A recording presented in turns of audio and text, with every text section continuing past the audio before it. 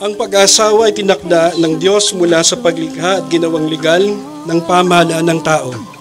Ito ay kapwa banal at legal.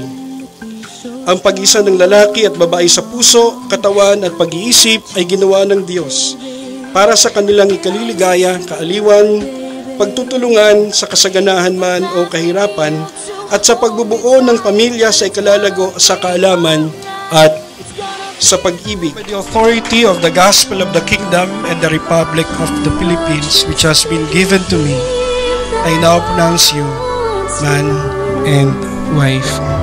Tumayo kayong dalawa at tumarap kayo sa congregation. Ladies and gentlemen, I present to you Miss